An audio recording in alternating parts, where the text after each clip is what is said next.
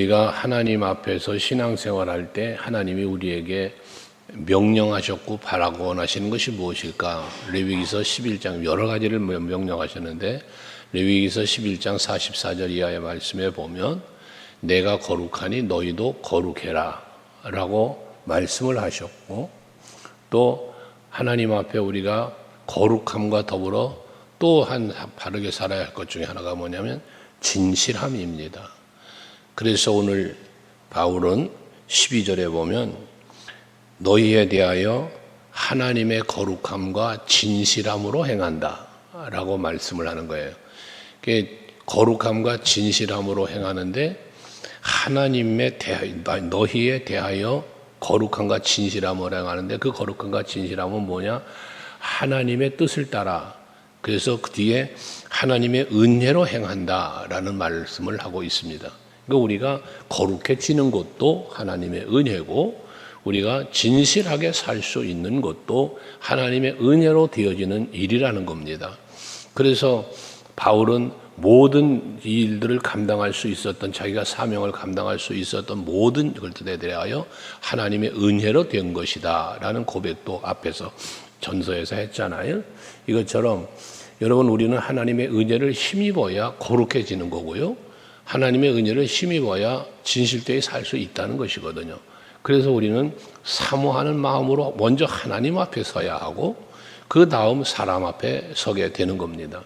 바울도 다메섹 도상에서 예수를 만나고 그 다음에 아나니아를 통하여 성령을 또 충만하게 받고 그 은혜를 힘입어 나아가서 사명을 감당했던 것처럼 오늘 우리들도 마찬가지 하루하루를 새롭게 또 시작할 때마다 이처럼 성전에 나와서 예배하며 주시는 말씀을 마음에 담고 그리고 그 말씀으로 하루를 또 이기며 사는 거죠. 이게 은혜로 사는 우리들의 삶이 되는 것입니다. 오늘도 하루를 사실 때 하나님의 은혜로 말미암아 우리에게 주어지는 그 거룩함과 진실함으로 사람 앞에서, 세상 앞에서, 교회 앞에서 살아갈 수 있는 여러분들이 될 수 있기를 바랍니다. 근데 이것이 뭐다? 우리의 자랑이다 라고 말씀을 하고 있습니다. 내가 하나님의 은혜를 힘입어 거룩하고 진실함으로 행하며 살 수 있는 것, 이것이 하나님의 은혜임과 동시에 이것이 나의 자랑거리가 되어졌다는 거예요. 결국 바울의 자랑은 뭐냐? 거룩함과 진실함이라는 이것이 자랑이 된다기보다 내면적으로 뭐가 된다? 하나님의 은혜가 자랑이 되어진다는 이야기가 되는 거죠. 우리가 하나님의 은혜를 입어서 구원받았다? 이것이 자랑거리고요. 내가 하나님의 은혜로 삶의 모든 삶 속에서 범사의 그 은혜로 살고 있다는 이것이 그 은혜가 자랑거리다는 거예요. 이것이 나의 간증이요 이것이 나의 찬송이다 라고 하는 이것들이 많은 사람은 결과적으로 뭐냐? 하나님의 은혜를 많이 입었다는 이야기가 될 수 있는 것이죠. 그래서 여러분들이 날마다 매 순간마다 하나님께서 내게 베푸신 은혜를 자꾸 헤아리면서 그렇구나, 내가 하나님의 은혜로 오늘도 이렇게 사는구나, 이런 상황 속에서, 이런 환경 속에서 하나님이 또 나에게 은혜를 베푸시는구나를 늘 헤아리고 감사하며 살 수 있기를, 그것이 자랑거리라고 표현했으니까 되시기를 바랍니다. 그걸 이어서 14절에 보면 13절 이하에 너희가 읽고 아는 것 외에 우리가 다른 것을 쓰지 않는다. 이 바울이 보낸 편지 속에 너희가 읽고 아는 것 외에라고 하는 이 읽고 아는 것이 무엇입니까? 이게 하나님의 은혜입니다. 복음입니다. 예수 십자가의 사랑입니다. 그로 말미암아 우리가 구원받았고 우리는 그래서 예수 안에 살아야 하고 말씀 안에 살아야 할 것을 바울은 이 서신을 통하여 계속 가르쳐주고 권면하고 있는 거잖아요. 이걸 말하는 거예요. 그러니까 그런 부분에서 너희가 더 완전하게 알기를 바란다면서 14절에 너희가 우리를 부분적으로 알았으나 우리 주 예수의 날에는 너희가 우리의 자랑이 되고 우리가 너희의 자랑이 되기는 그것이다 라고 말씀을 합니다. 여기서 예수의 날은, 우리 주 예수의 날은 주님 오시는 날이죠. 주님 앞에 서는 날이에요. 우리 모두가 그때에 바울이 전한 이 복음을 듣고 구원받은 저들과 바울 모두에게 자랑이 된다는 말을 해요. 앞에서 바울이 하나님의 은혜로 사는 것이 자랑이라고 했던 것처럼 이제는 성도들도 자랑이 되고 바울도 자랑이 된다는 거예요. 주님 앞에 서는 날에, 주님의 날에 자랑이 되는데, 이건 뭐냐? 복음을 전하는 자도 복음을 받아들인 그들로 인하여 자랑거리가 되고, 이들은 복음을 받아들이고 예수를 믿은 자들은 복음을 전해준 그들이 자랑거리가 될 수 있는, 이걸 말하는 것이거든요. 여러분, 누군가가 예수를 여러분 때문에 믿게 됐어요. 여러분이 전한 복음을 듣고 여러분이 전도한 것을 듣고 이끌림을 받아서 예수를 믿게 됐어요. 훗날 주님 앞에 설 때에 얼마나 감사하겠어요. 내가 구원받고 주님 앞에 섰다는 사실이 얼마나 감사하고 자랑스럽겠습니까? 기쁘겠습니까? 그런데 그렇게 내가 예수 믿도록 인도해 주니가 복음 전한 자리잖아요. 여기 이들에게, 고린도 여인들에게는 사도 바울이고, 여러분들이 전도할 그 사람에게는 여러분이 될 거잖아요. 그게 복음을 받고 구원받은 사람에게는 그 사람이 자랑거리인 것처럼, 내가 복음을 전해 저 사람이 구원받아서 저 사람 나의 자랑거리가 된다, 그 말이에요. 빌립보서에서 사도로 빌립보 교인들을 향하여 뭐랍니까? 너희는 나의 자랑이요 면류관이라고 그러잖아요. 그런 겁니다. 그래서 다니엘서 12장에서도 말씀하지만, 많은 영혼을 주께로 돌아오게 한 사람은 하늘의 무별처럼 빛나게 되리라고 말씀을 하시잖아요. 이게 자랑거리예요. 여러분들 많은 영혼을 주께로 돌아오도록 전도 많이 하세요. 그것이 여러분의 자랑거리가 될 겁니다. 그들은 여러분을 자랑거리로 여길 것이고요. 복음은 자랑스러운 것이어야 합니다. 여러분들이 예수를 전하는 것 자랑스러운 일이어야 됩니다. 그 어떤 것보다도 삶의 우선순위가 예수를 전하고 예수를 자랑하고 사는 것, 이게 자랑거리일 수 있는 여러분들이 되시기를 바랍니다. 그러면서 15절 이하에 하나님의 뜻하심과 언약과 모든 것은 반드시 성취되어진다 라는 말씀의 내용들을 하고 있는데, 거기 보면 사도 바울은 지금 저들에게로 가기로 결심을 했어요. 계획을 했어요. 그런데 그러한 계획을 하고 결심을 하고 하였지만 17절에 보면, 이렇게 계획할 때에 어찌 경솔히 하였으리요 라고 말해요. 그러니까 계획 하나하나 계획하는 것도 경솔히 하지 않았다는 거잖아요. 그럼 경솔히 하지 않았다는 건 뭘 말합니까? 앞에서 말한 것처럼 하나님의 은혜로 거룩하게 진실하게 살았다고 말하잖아, 너희에 대하여.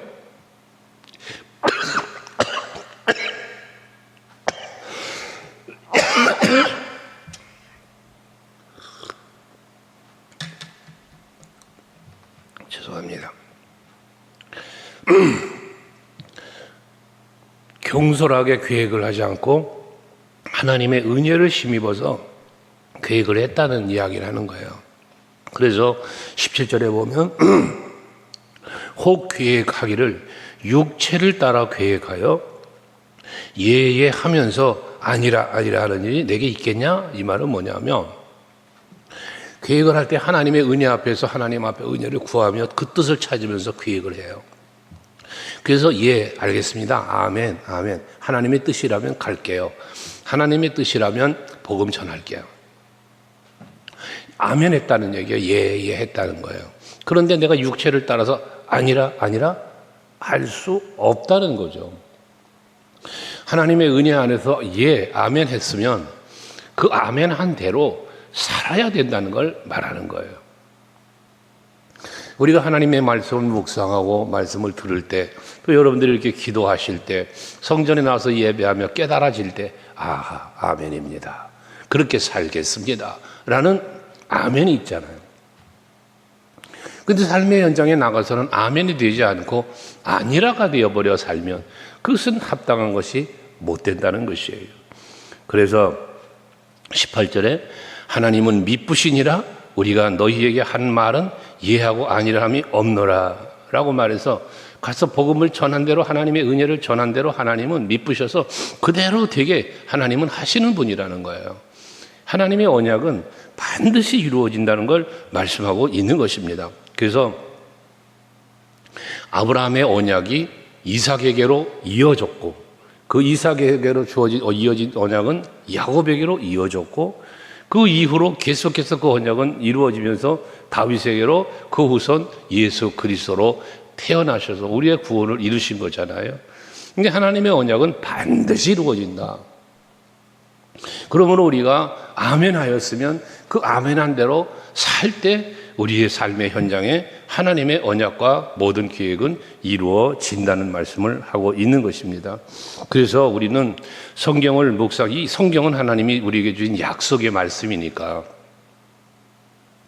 이 약속의 말씀을 우리가 믿고 믿음을 가지고 살면 이 약속대로 내 삶 속에 반드시 이루어진다라고 하는 이 믿음이 우리에게는 있어야 된다는 것입니다. 그러면서 19절에 보면 실로아노와 디모데로 말미암아 너희 가운데 전파된 하나님의 아들 예수 그리스도는 예하고 안일함이 되지 아니하셨으니 그에게는 예만 되었다라고 하는데 예수님의 아멘, 예수님의 예 순종이죠.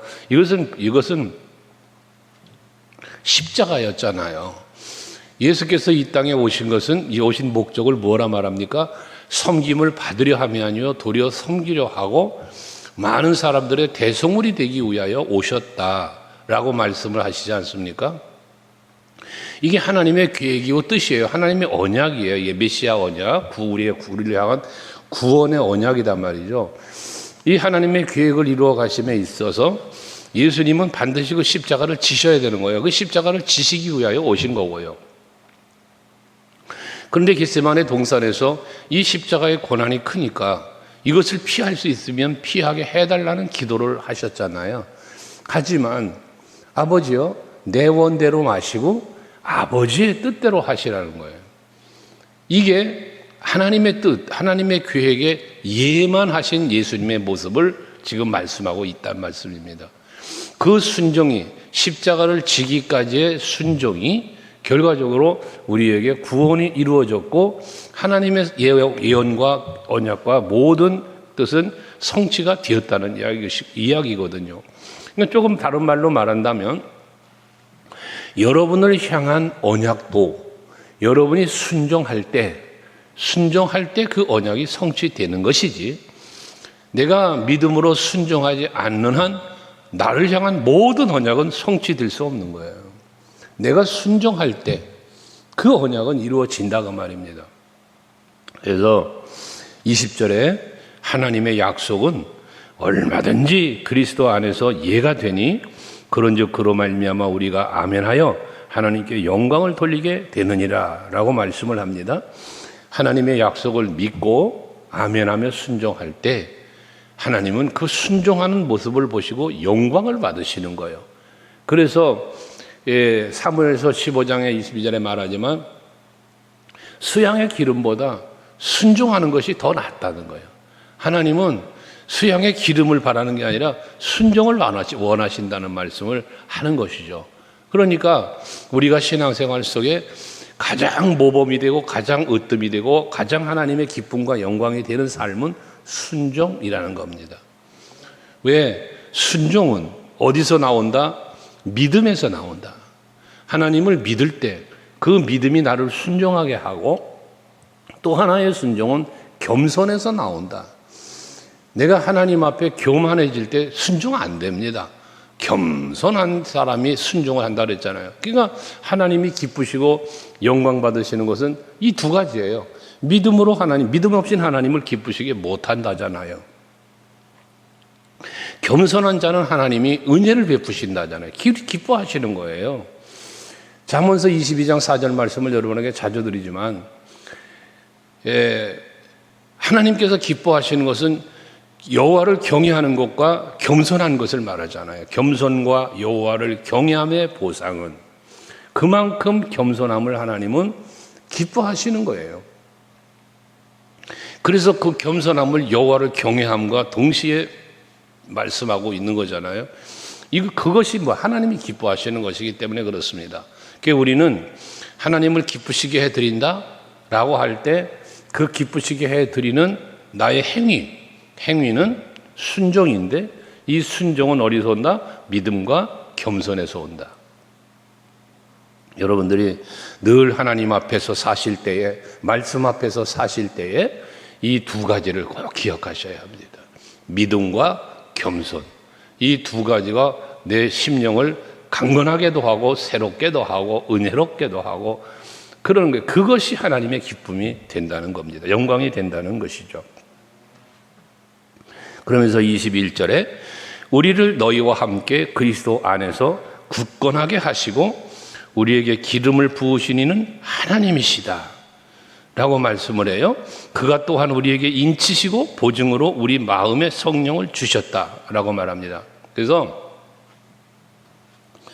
하나님이 우리에게 언약을 주셨는데 이 주신 언약을 우리와 하나님과의 관계에 속해서 언약을 주셨는데 이 언약을 주시는 통로를 뭐로? 성령으로. 성령께서, 물론 예수의 십자가가 있지만 그 십자가의 은혜와 사랑이 있는데 이 사실을 우리로 하여금 깨닫게 하시고 믿을 수 있게 해주시고 그 믿음을 보증하시고 인치시며 지키시는 이 성령이 하시는 일인 거예요.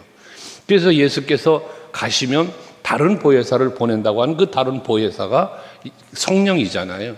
그래서 성령이 오셔서 하는 일이 예수께서 그동안 가르치고 너희에게 보여줬던 모든 것들을 생각나게 하고 그것도 가르쳐 주시면서 이끌어 주실 분이 바로 성령이시라는 거잖아요. 그러니까 내가 너에게 평안을 주는데 이 평안은 결과적으로 누가 주는 거냐? 성령이 오셔서 주는 거예요. 그 성령이 여러분에게 임하실 때 내 마음에 기쁨이 있고 평안이 있고 참된 자유가 누려지게 되는 것이죠. 그래서 성령을 충만하게 받으라는 말씀을 하는 것입니다. 우리가 성령을 충만하게 받으면 사도행전 1장 8절에서 예수께서 친히 말씀하시잖아요. 오직 너희에게 성령이 임하시면 너희가 권능을 받고 라고 말씀을 하잖아요. 앞에서 말씀을 드린 것처럼 우리가 하나님의 뜻을 따라 하나님의 언약의 말씀을 따라 예 아멘만 있고 순종만 있을 때 그 하나님 영광을 받으신다 그랬잖아요. 근데 그렇게 살 수 있도록 아멘으로 살 수 있도록 순종하며 살 수 있도록 믿음으로 겸손으로 살 수 있도록 이끄시는 이가 누구다? 성령이시라는 겁니다. 항상 여러분 성령을 충만한 상태를 이루어야 가야 되는 거예요. 그래서 충만에 대한 말씀을 자주 드리지만 성령 충만이라는 말은 성령이 나를 통하여 이루신다는 거예요. 이루신다. 충만이란 이루어짐을 의미하는 건데 그 이루시기 위하여 뭐에 성령이 나를 여기 오늘 22절에 말하는 것처럼 인치시고 보증으로 우리 마음의 성령을 주셨다. 그래서 성령이 내 마음을 다스리고 내 마음을 다스리시는 그 성령으로 말미암아 우리는 삶을 살아가는 거잖아요. 거기에 하나님의 영광이 있고 우리에게는 또한 복된 일들이 일어나게 된다는 거지. 성령이 그 일을 한다는 거예요. 그래서 23절 이하에도 내가 내 목숨을 걸고 하나님을 불러 증언하시게 하노니 내가 다시 고린도에 가지 아니한 것은 너희를 아끼려 함이다. 여기 보면 내가 내 목숨을 걸고 하나님을 불러 증언한다. 이거 뭘 말합니까? 그만큼 내 목숨을 걸 만큼 복음은 옳은 것이고 아멘인 것이고 진리인 것이고 이게 거룩한 것임을 말하는 거예요. 그래서 바울은 이 목숨을 생명에 대한 말씀을 많이 했잖아요. 내가 내게 주어진 사명을 감당하려 하는 일에는 생명조차 나 귀한 것으로 여기지 않는다라는 그런 고백까지 하면서 목숨을 걸고 그런 사역을 해요. 그래서 예루살렘에 가는 것도 가면 환란이 기다리고 있다고 하지만 하나님이 나를 그리로 이끄신다고 그러면 가야 된다. 이러면서 로마까지 간 거 아닙니까? 그게 그 발걸음 성령이 이끄시는 대로 간 거예요. 그리고 그곳에 가서 순교하기까지 그는 복음만을 위하여 산 삶을 산 사람이 바로 이 바울입니다.